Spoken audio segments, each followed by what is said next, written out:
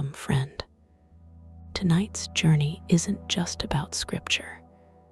It's about rest, mercy, and the kind of love that quietly transforms everything.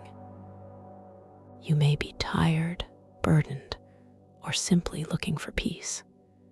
Let these words speak softly to your heart and remind you that you're never alone.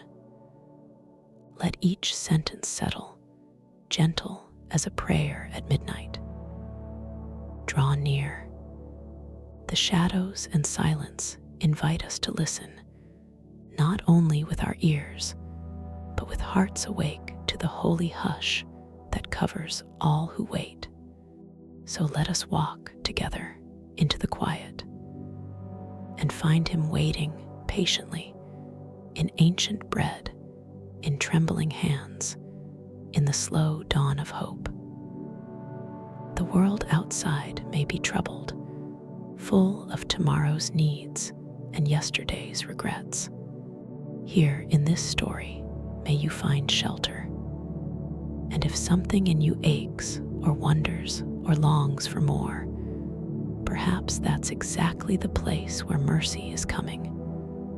Come, rest a while.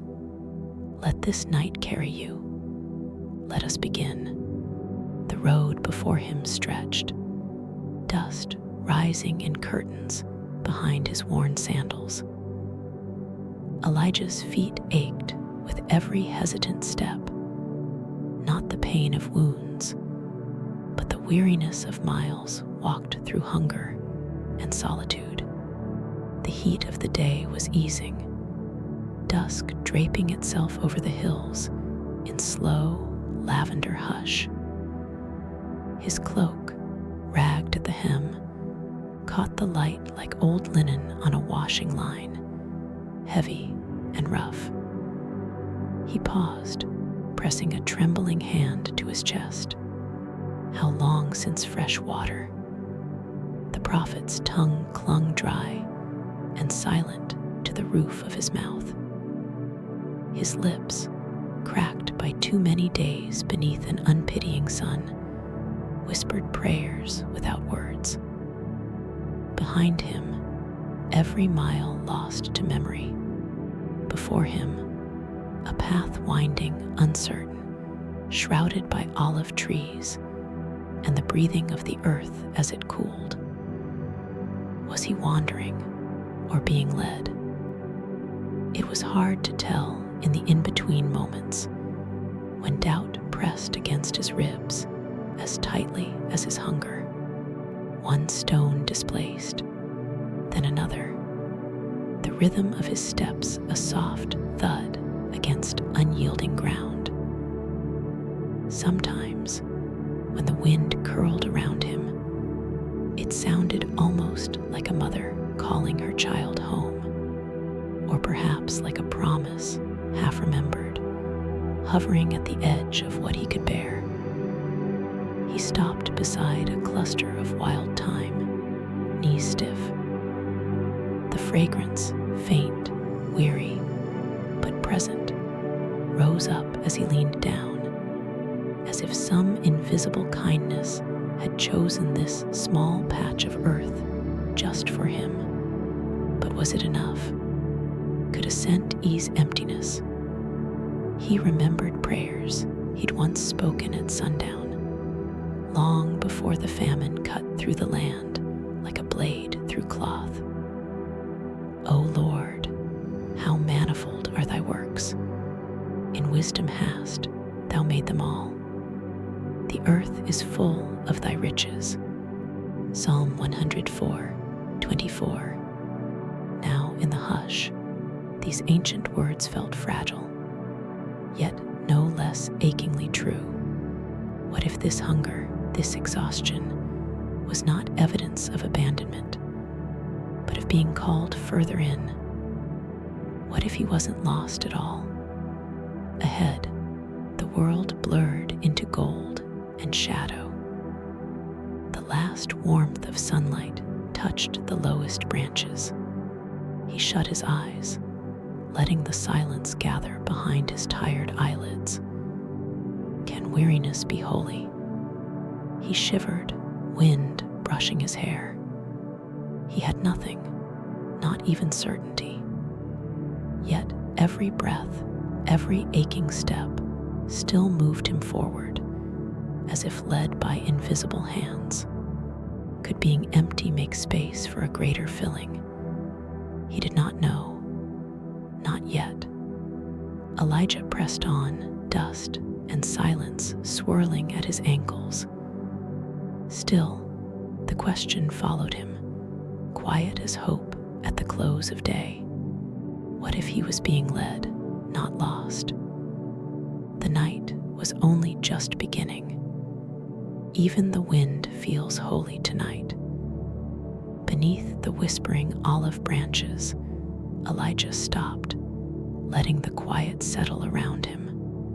Each leaf shimmered in the low light, alive with secret movement, as if the evening itself breathed the breath of God. He found a stone worn flat by years and weather, half hidden amidst tangled roots. Lowering himself carefully onto it, he let out a slow, exhausted sigh. His bones ached, but in this stillness, the ache was joined by something softer, a presence. Or was it possibility? The wind, gentle and persistent, played through the branches above, each sound delicate as spun silver. It was more than mere breeze. Each swirl, each low hum, felt hushed and intentional, a weaving together of silence and promise. Is it possible for silence to call a name? He closed his eyes. The breath of olive leaves became a low song, their words beyond language, but not beyond knowing. Stay, listen, wait. Somewhere beneath tiredness, Elijah heard it. A whisper, not thunder, not spectacle, just a low, steady invitation. And the word of the Lord came unto him, saying, Arise, get thee to Zarephath, which belongeth to Zidon, and dwell there. Behold, I have commanded a widow woman there to sustain thee. 1 Kings 17:8-9. Was this holy message shaped by wind and breath? To leave the familiar, to seek sustenance at the edge of his strength. It was not what Elijah would have chosen. Yet here in the hush, the command did not sting. It soothed. He opened his hands, watched the last crumbs of daylight slip through his fingers. Zarephath, he whispered, tasting the name. It lodged somewhere deep, giving shape to the next step. But what if God's voice is always softer than we expect? What if the surest way forward begins with surrender, not certainty? What if this quiet is where he has always spoken first? A chill moved across Elijah's back, but it was not unpleasant, more like the hush before the dawn. He looked up at the wide, indifferent sky, feeling small, feeling watched, feeling chosen. The path ahead was still uncertain. Hunger gnawed quietly, but the whisper lingered, gentle and unwavering. And in that holy wind, all his questions found their echo. He did not know exactly what waited in that distant town. He only knew he must go. Could there be rest in answering the whisper, even before the way is clear? The breeze seemed to carry the question onward, as if seeking someone else to answer. And Elijah, heart trembling and soul awake, stood. The night clung close. Would you trust a voice you can barely hear? He took his first step into the unknown, guided only by quiet, and found it was enough for now. Far from where Elijah stumbled beneath olive trees, another life moved in quiet distress. A widow, framed by the worn lintel of her stone hearth, stirred flour in a battered jar. Hands raw at the knuckles, she counted the last handful of meal left, a simple thing, and all she had. Each turn of her wrist seemed to measure not just flour, but the thinness of hope. In the hush of her kitchen, every sound was magnified. The scrape of pottery, the small, uneven breaths of her child slumbering in the next room, the creak of old timbers tight against the coming night. How often had she waited with an empty stomach, little one curled small against her side? How many times had she prayed for morning, not sure if the night would pass with anything but silence? Tonight, the flour felt heavy and precious, though it barely dusted the bottom of the jar. Would it be enough for just tomorrow? Would tomorrow come at all?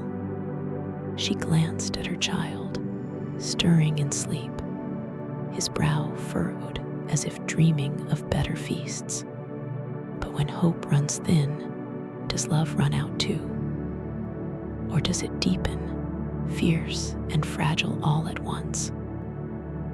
As the twilight deepened, a sudden sound, the uncertain rap of knuckles upon weathered wood, startled her.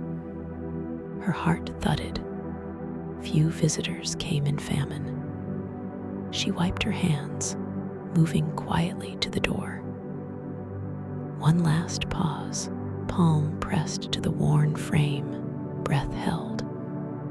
At the threshold stood a stranger, his cloak dusty, feet red with earth, eyes dark and worn but unwavering. A man of need, yes, but also a man of calling. Behind him, the wind seemed to hush in waiting.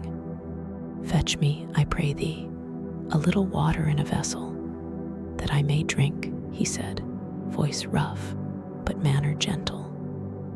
She blinked, torn between caution and compassion. In this land, water was as precious as life itself. Yet, how could she refuse? Once, long ago, she used to run, eager to serve, eager to help.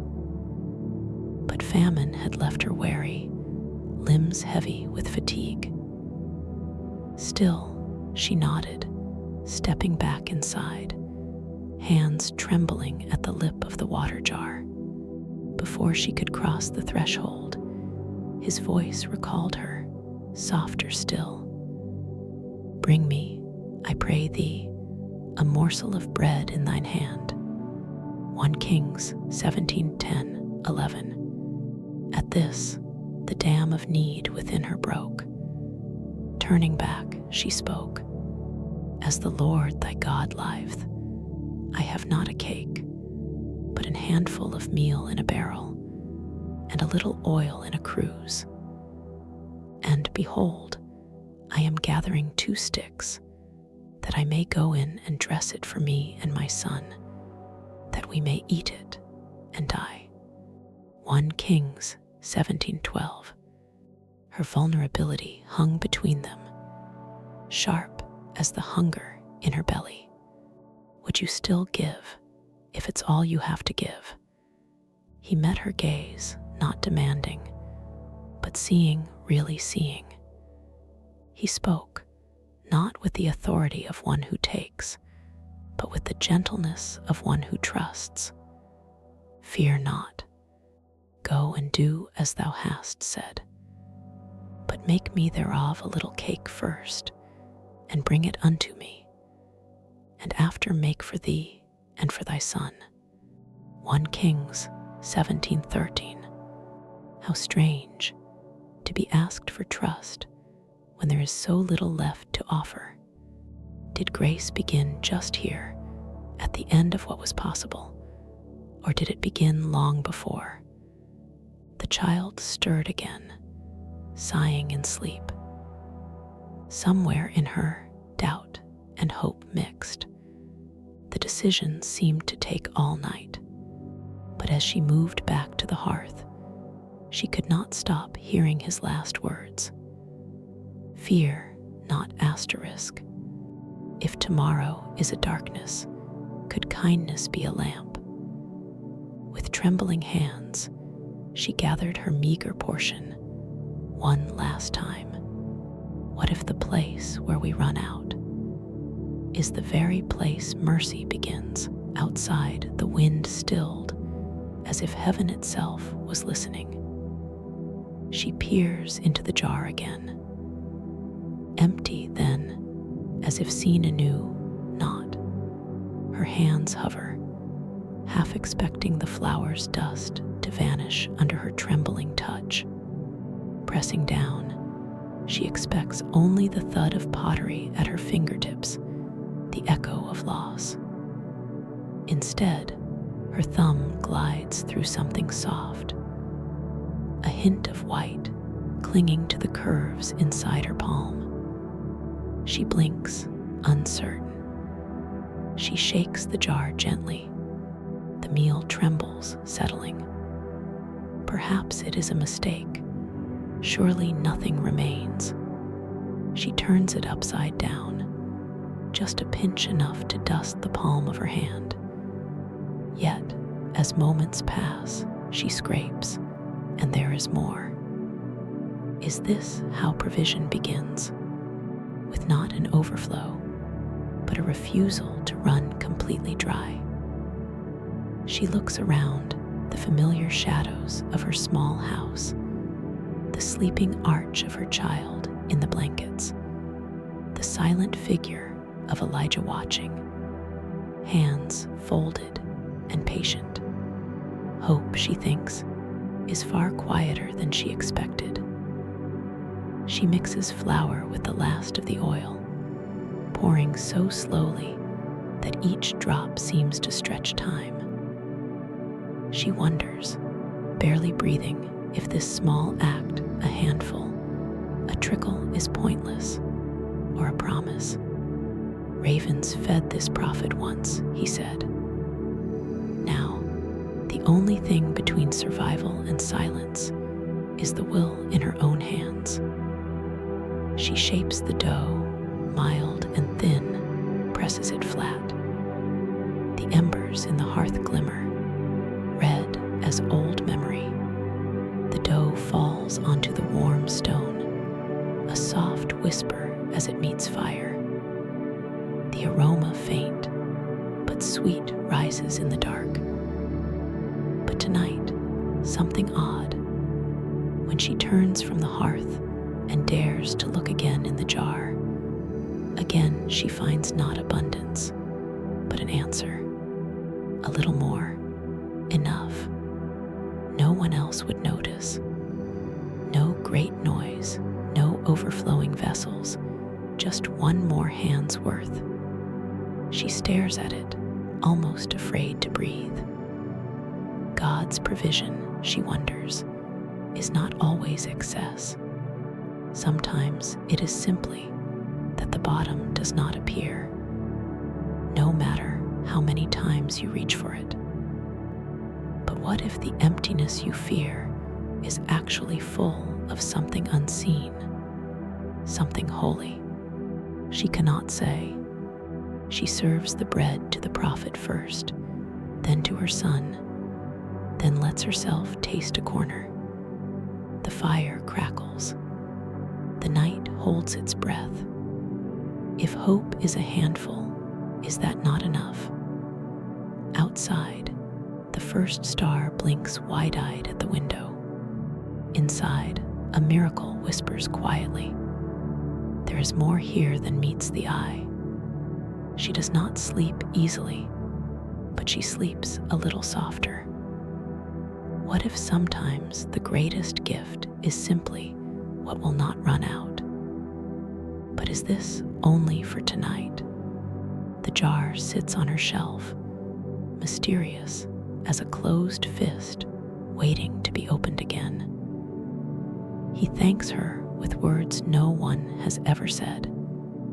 God sees you, not as a distant king or silent judge, but as one kneeling at her hearth, hands folded softly, eyes reflecting tired candlelight. No neighbor, no friend, no husband, no one has spoken such words over her emptiness. She almost looks away, uncertain how to let herself be seen, to be thanked, not for plenty, but for offering out of nothing. Elijah's eyes are gentle, voice just above a whisper. For thus saith the Lord God of Israel, the barrel of meal shall not waste, neither shall the cruse of oil fail, until the day that the Lord sendeth rain upon the earth. 1 Kings 17:14. Not a shout, not a spectacle, just a promise, soft as a parent's hand. The words land where loss has worn her thin. She tries to hide tears. They gather anyway. But something shifts, not just in the pot, but in her soul. A delicate seed, buried long ago, is moving, awakening beneath hard ground. She lingers by the dying fire. There is a kindness here, not the kind that fixes everything all at once, but the kind that sits and waits, that does not disappear even in drought. Could kindness still grow in famine? Could a new beginning be shaped out of what was meant for an end? She watches Elijah break his bread, slow and deliberate, as if what he holds is not food, but a gift. She wonders if the ache in her chest is gratefulness or longing. Perhaps they are not so different. Her son stirs, sits up, sniffs the air. She passes him a piece, sees the crumbs collect at the edge of his lips. For a moment, he smiles. What if God's seeing is not about finding faults, but about honoring the brave, small choices made in the dark? She returns Elijah's gaze. Neither speaks. Outside, the night presses gently, listening. Inside, tears cool on her cheeks. Bread, once for dying, is now the cause of staying. But does God's seeing last only as long as the miracle? Or could it linger, even when there is nothing left to give? She wonders as she fades to sleep, the question trailing like incense in the candlelight. As bread bakes in the coals, the woman remembers the fire within her dimmed, but not extinguished. The darkness in her home has grown familiar. Shadows stretch long, and hunger rarely leaves. But now, something delicate warms her from the inside out, a glow more enduring than embers. She watches the bread rise, pale edges turning golden as the fire's heat wraps around it. Each hiss and crackle is its own quiet hymn. She kneels beside the hearth, tucks her knees beneath her chin, and closes her eyes. Small things, rising bread, the flicker of flame, the steady breathing of her sleeping son anchor her to this moment. Once she was bold. Once she sang lullabies into the blackest hours with a voice unshaken. Could strength be hidden here in these small things? The bread is slight, each piece no thicker than her palm. Yet every day now, it is enough. enough for survival, enough for witnessing wonder. She turns over the memory of Elijah's words, "God sees you." Bread again. With trembling hands, she arranges each piece, unhurried, as if honoring a sacred rite. She recalls stories her mother whispered of miracles, of promise, of hope found when hope had fled. What does it mean to endure, to keep offering, to keep baking, to hold the fire, however dim it burns? A gentle voice within her asks, but what if the true miracle is not in the flour at all, but in your rising again and again beside the coals? Rain has not yet fallen. The famine has not yet ended. Still, she sets her small table, sharing what is given. And when she lies down, hands smelling of bread, heart aching and alive, she wonders, if something so small can hold such strength, what else is possible tomorrow? Yet still, a question lingers. Is hope only for borrowed nights, or can it become a fire that never dies? She opens her window to the stars, letting them watch over her as she sleeps. The fire burns low, but it is not gone, and neither is she. Days pass, still no rain. The sky remains a parchment of dust and waiting. Each morning the woman rises, checks the jar first with anxiety, now with awe. She expects lack, but every day flour remains. Oil gleams faintly from the bottom of its cruse, refusing to abandon her. The pattern endures, a portion enough for one more meal, then another. Always just what is needed. Never more, never less. Sometimes, abundance is measured by what will not disappear. Elijah sits calmly by her door, mending the strap of his sandal, eyes full of a strange mixture of sorrow and assurance. Her son grows sturdier again, shadows fading from beneath his eyes. Life, quietly persistent, nudges the corners of her days. How long could this last? How long can you live on the edge of worry and wonder? At night, she lies awake, listening to the whistle of the wind, to the creaking of old wood. She wonders about the rules of grace. Is it a visitor who comes only once? Or is it a habit, the daily, silent miracle that won't let you go? But what if grace is not a thing you earn, but a thing that outlasts your reasons for needing it? She presses her fingers against the quiet jar, almost afraid it will be empty this time. Still not empty. Not today. How long has a love like this been doing such things? Stretching, sustaining, holding up weary people in the middle of forgotten places.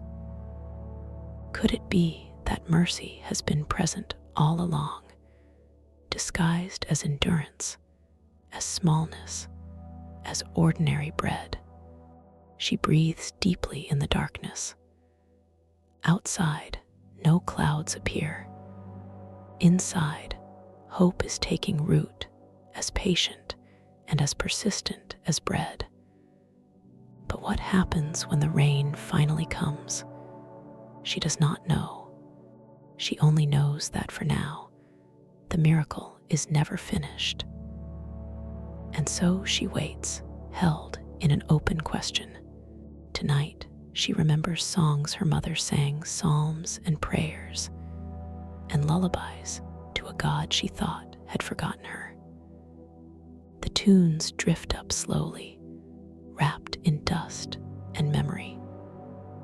Out of the depths have I cried unto thee, O Lord, Lord, hear my voice. Let thine ears be attentive to the voice of my supplications. Psalm 130, 1-2. Her voice, cracked with wear, dares to hum the words. The melody is faded, but still alive. In famine, in fear, her mother would cradle her, singing into the fading light. A hush would fill the home, deeper than silence, almost holy. Did God listen then? She used to believe. Tonight, she tucks her son beneath a blanket, brushing stray curls from his brow, singing the old tune, soft as breath, impossible to forget. Each phrase gathers up loss and longing, weaving them together into thin comfort. What if God never forgot, not once? Did he notice when her laughter gave way to worry, when she stopped singing, stopped hoping, only survived? Does he still remember her, here at the edge of enough? A tear slides down her cheek as she considers. Maybe provision is not just in bread or oil, but in a memory revived, a song rekindled, a hope that dares to return. She hums the last line, voice trembling. I wait for the Lord, my soul doth wait, and in his word do I hope. Psalm 135. The prophet nearby listens quietly. There is no promise that the drought will end tonight, but something in the air, old words, old love, begins to settle again in her heart. Is it possible to be remembered, even in the silent seasons? She does not know, but she lets herself sing without asking why. The song lingers as the candle burns low. She hums her way into sleep. Perhaps the lullabies are prayers that wait, patient as mercy, for their time to be answered. Did he hear? Did he remember? The question opens sleep, gentle, unhurried. Laughter echoes between the stone walls again. She did not expect it, did not trust, at first, that joy could find its way back amidst the scarcity. Yet there it is, a bright, unpracticed sound as her son, fed and rested, chases shadows around the small room. Elijah sits, recounting tales of ravens bearing bread to him in the wilderness, of fire falling from heaven at the word of a single prayer. His words paint pictures on the air, bold, miraculous, almost unbelievable. The widow finds herself not just listening, but responding. She asks questions. She laughs at the foolishness of birds as deliverermen, at how strange the workings of God must seem. Elijah meets her gaze, warmth in his voice. There are more things done in secret than the world will ever know. Miracles, she realizes, do not always announce themselves with thunder or spectacle. Sometimes they walk beside you unnoticed, arriving like laughter, like friends by your hearth, like the taste of bread at the end of a long day. She glances at the jar, untouched by reason, but filled by faith. What if grace is not just for emergencies, but for the in-between, for the ordinary days when joy sneaks in and you almost miss it? But what if every gentle miracle is just waiting to be noticed? As dusk falls, she and her son curl together in a contented heap. Elijah, finishing one quiet tale after another as the stars emerge outside. It has been so long since peace felt this near. She smiles in the dark, letting tears of relief join the laughter. Could it be that God moves among the unnoticed moments, turning survival into abundance, sorrow into song, all while we are too busy breathing to see? She lies awake, listening to the sound of Elijah's gentle voice drifting through walls. And she wonders, what if miracles have been quietly living in her home all this time, waiting simply to be seen? At midnight, the widow sits alone, heart heavy with the weight of yesterdays. As the world quiets, memories rise, choices she'd made, words choked back, all her loudest regrets. She weeps over past sins and the silences that followed. For so long, she believed suffering was the sum of her worth. She wonders, am I too late? Have the years of hunger and bitterness locked heaven's door to me for good? Elijah, awake nearby, hears the quiver in her breath. He rises from his mat, walking softly across cool stone. He sits quietly beside her, not forcing conversation, letting the silence work its slow healing. Finally, he whispers, "You're not too late." Not for him. His words fall softly, not as a doctrine, but as a grace offered. Her tears come freely now. Elijah does not interrupt. He lets her emptiness be spoken, be named, and somehow be welcomed. She trembles, murmuring, "Will he still have me?" Elijah, gentle, replies, "He already does. The Lord is gracious and full of compassion, slow to anger, and of great mercy." Psalm 145:8. He places a tired hand over hers. In that quiet, the old fears subside. Could forgiveness be this quiet? Not a pronouncement, but a hand held in the dark. She shudders, breathing slow again. What if starting over means simply letting yourself be held? Her tears dry, but the warmth lingers, a hush, not of resolution, but of hope awakening at the edges. She dares to believe she is not beyond mercy's reach. She falls asleep, leaning on his shoulder. The ancient ache, now a gentle ache. Forgiveness, it seems, is softer than she dreamed. Yet, in its wake, a question blooms. Could she truly live as one forgiven, even when the famine is not yet ended? Sleep, undisturbed, offers no answer, only the next possibility. Even with the land dry, there is a warmth in the room. Morning sunlight spills onto the stone floor, catching the edges of baskets, lighting dust motes as they drift serenely in midair. Something in the air is gentler than before. Even the sharpest hungers feel muffled in the promise of a new day. Survival, the widow thinks, is different from life.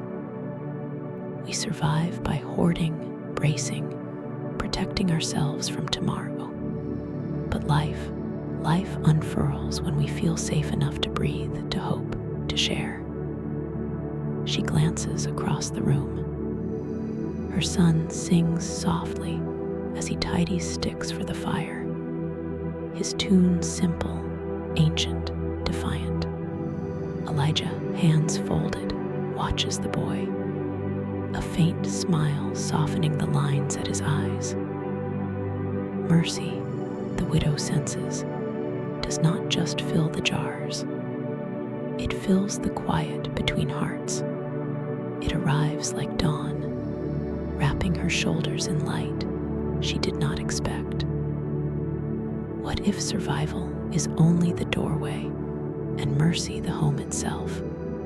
She watches bread bake, the smell rising sweet and floral.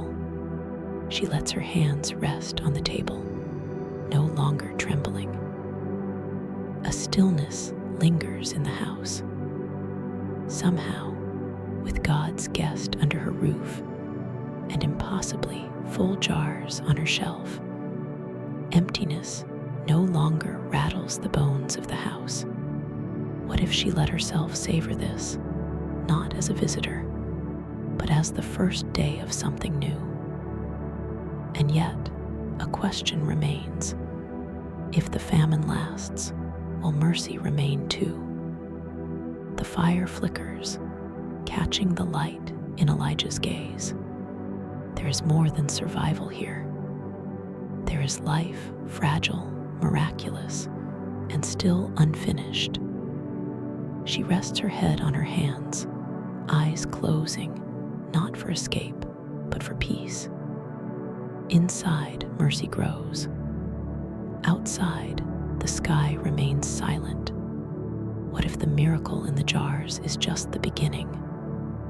The answer, she knows, returns with every sunrise. The house is bare and yet filled. Days ago, emptiness reigned. Now, the bareness seems spacious, the very lack carved out for presents. No jewels, no fine clothes, no feast. Only viands enough and voices, only the hush where spirit moves. Her son's laughter bounces off clean walls, unimpeded by clutter or fear. Bread broken daily still tastes like gratitude. She wonders, can emptiness actually make room for wonder? Does the hollow places in her heart, too, let God gather near? She runs a hand over weathered wood, touching places where old paint is gone, and sees in every scratch the memory of survival. The jars, the shelves, the floors, nothing fancy. Yet presence clings here, thick as honey in the air.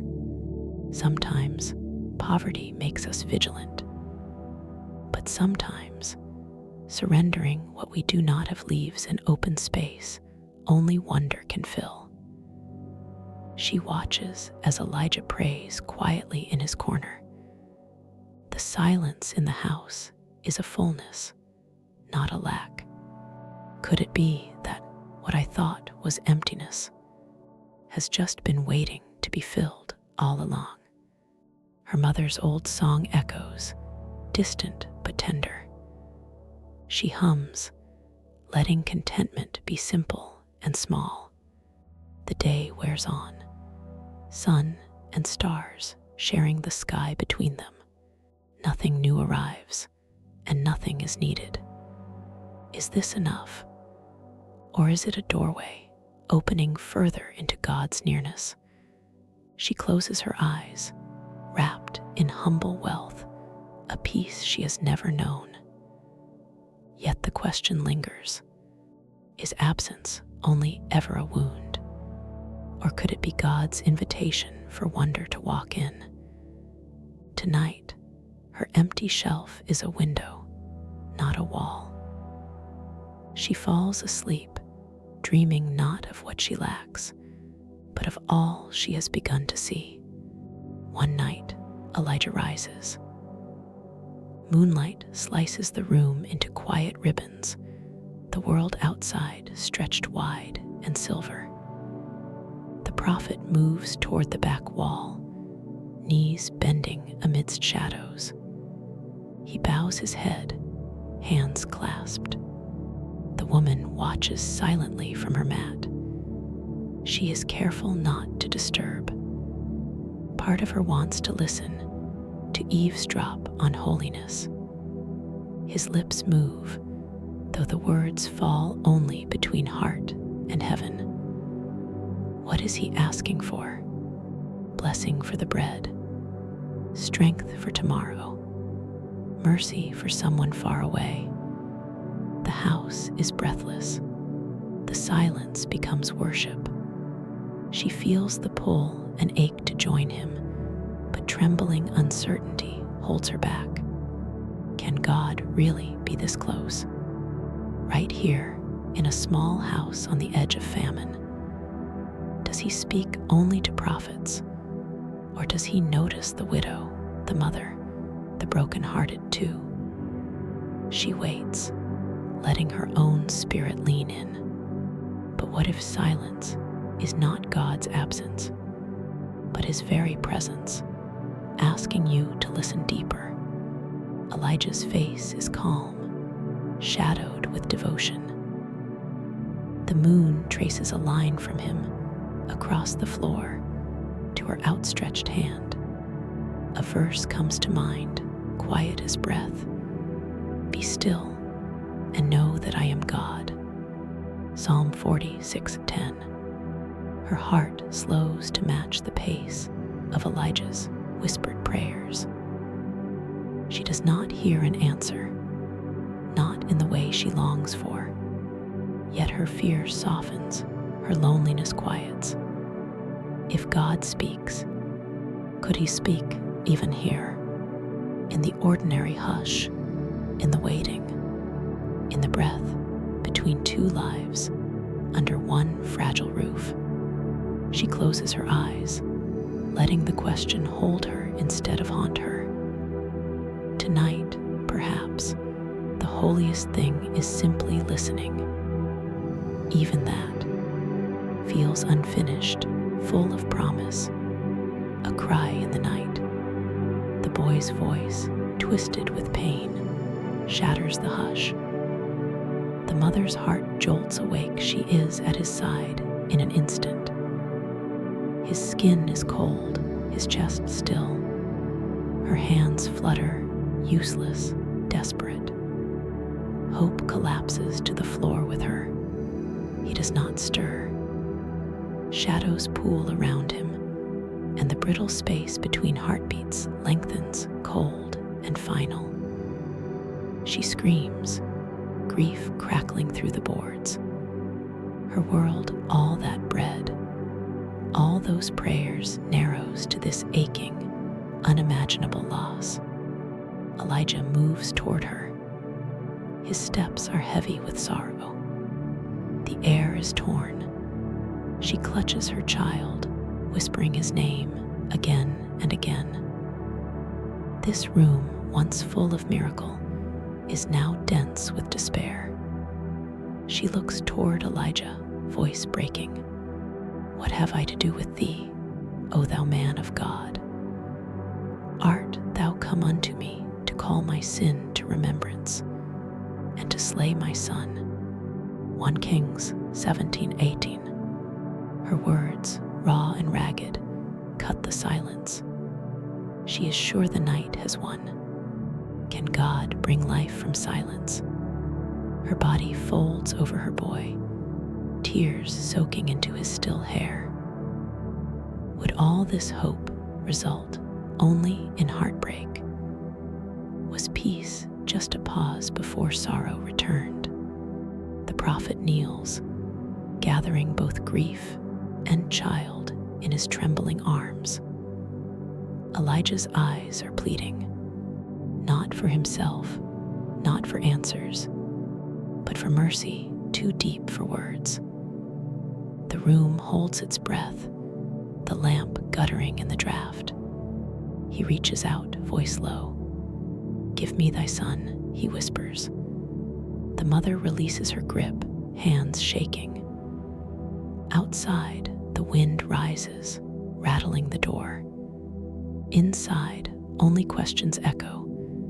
Can God bring life from silence? Has the miracle run out, or has it only just begun? Nothing is certain, but even in the sharpest pain, the story does not end. Even now, somewhere between heartbreak and hope, room is made for one more breath, silence, waiting, and the slow, desperate trembling for a miracle. Not for bread this time, but for life itself. The answer remains just beyond her next heartbeat. Now, let us relax and drift to sleep.